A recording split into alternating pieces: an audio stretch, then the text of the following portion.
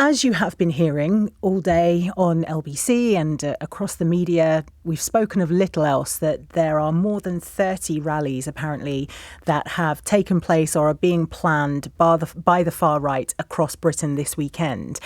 And this is raising one of the most serious prospects of public disorder since the 2011 riots. And we know that many of these demonstrations are targeting mosques and asylum centres.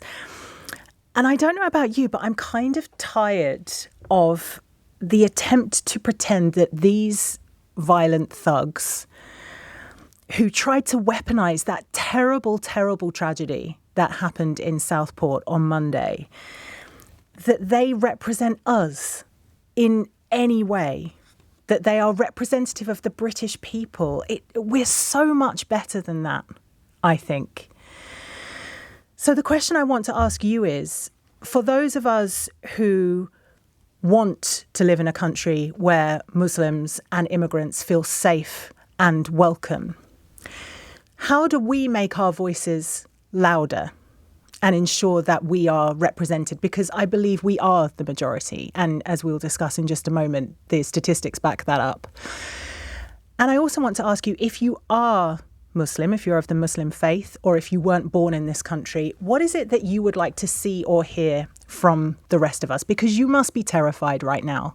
And I hate the fact that you must feel that way. So what can we do? 0345 6060 973 is the number to call. You can text 84850 or send a comment to LBC via your Alexa. I've been really inspired this week. I know that's a strange thing to say, given some of the scenes that have unfolded, but we've seen images and footage of communities not only coming out to protect mosques and asylum centres, but also to clean up the mess left behind after these riots. And I saw this quote in the Times from John Wilson, who was one of the people who came out to do that in Liverpool. He's 65 years old. He's lived in Liverpool all his life. And he felt inspired to come out and guard the Brougham Terrace Mosque. And he told the Times, the majority of people think this is a disgrace, what's going on. Not even here, just here, all around the country. And I think he's right. I think bad faith actors are seeking to try and persuade us that these riots are symptomatic of something legitimate. But as far as I can work out, and I think there's not really any way you can argue with this, it's a combination of disinformation and opportunism by people with nefarious intentions. And I was also really struck by this quote. I was reading Gabby Hinsliff's column in The Guardian yesterday. And I thought that this quote was really powerful, so I brought it into the studio today to share with you. She says, "Don't be fooled in the coming days by lukewarm condemnations of the violence, which segue suspiciously fast into arguing that maybe underneath it all, the rioters had a point worth taking seriously about knife crime or the country supposedly falling apart 5 minutes after Labour got elected, or mass immigration, or any other hard right soapbox issue. Don't allow the normalisation of something still thankfully far from normal, even in an age of industrial scale seeding of disinformation on social media by malign actors or of the homegrown extremism they have learned to exploit. The country is not on the point of revolt, as Nigel Farage tweeted, despite his best efforts. Most of us are overwhelmingly with the street sweepers and tea makers of Southport who just want to rebuild and live in peace." I loved that quote. It really warmed my heart to read that. And not only do I think she's right, I also hope that she's right. And that's why I want to focus on that this hour. I want you to tell me, first of all, if you are scared right now by what's going on, what we can do to reassure you, particularly if you're Muslim. I would like to hear from you on that. And I want to know how we make our voices louder, because in all of the coverage that I have seen of the riots, the counter-protesters that have shown up have massively outnumbered the original number of rioters. So that would seem to suggest to me that we are the majority. 0345 6060 973 is the number to call. You can text 84850 or send a comment to LBC via your Alexa. Well, I'm joined now by Hina Bakari, who's a Liberal Democrat London Assembly member and one of the first Muslim women to serve in the Assembly. Thank you so much for joining us this evening. I guess the first thing I want to ask you is, how are you feeling right now? Yeah, I'm actually really touched that you've asked that as the first question, because it's been really, really hard. I think you watch the news, you see things on the social media, you see the pictures, you see the images. What we should be talking about really is the sad tragedy that happened in Southport, and instead we're having to discuss these awful riots that have been happening. They say it was linked to that event, but I think you're right in saying that there's more to it than that. And I'm really disappointed that we're having to have this discussion right now. I'm going to admit that I am a little bit scared of what's going to happen next. As a public figure, you do get targeted. I, as a public figure before, have been targeted. Um, since Brexit, it's been happening. The rhetoric, the language that is used by certain individuals, which kind of makes it fair game to attack minorities. The first time I was attacked, being called, I'm going to use the word, it's rather offensive, but the word Paki was used on the streets straight after September the 11th. So this has been building and building and building. Mm.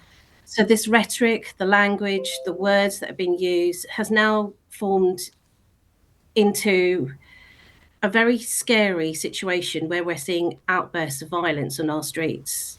And that is the thing that actually is now crossed the line for many people who come from ethnic minorities, and particularly Muslims.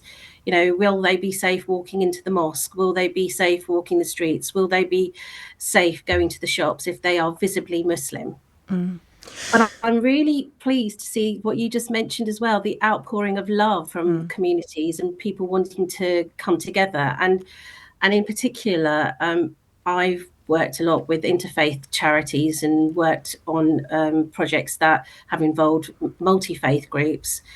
And it's the Jewish friends that have been coming out and reaching out to me specifically. And I think that means a lot. It means a lot to me personally, but it also means that there's some recognition of this rise of hate crime that's been happening, particularly in the cities like London, which are our most diverse cities.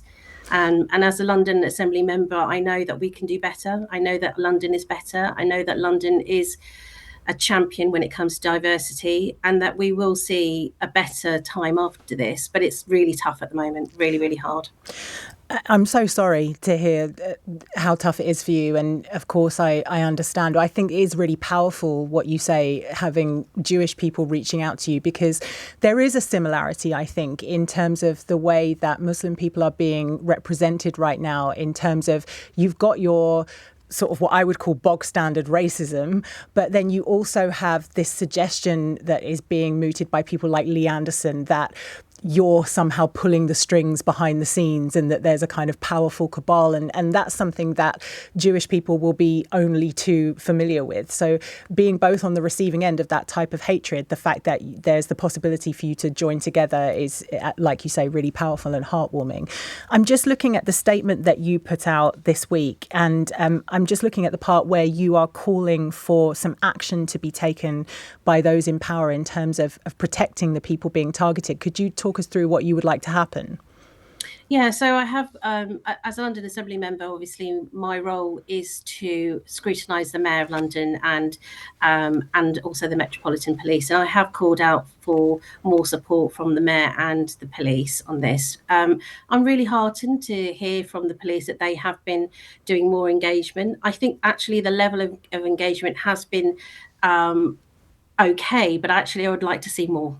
I'll be frank with you. I've been reaching out to lots of mosques in London. Not everyone's had proper full engagement from the police. I think that could be increased and improved. I think MOPAC has a role here as well.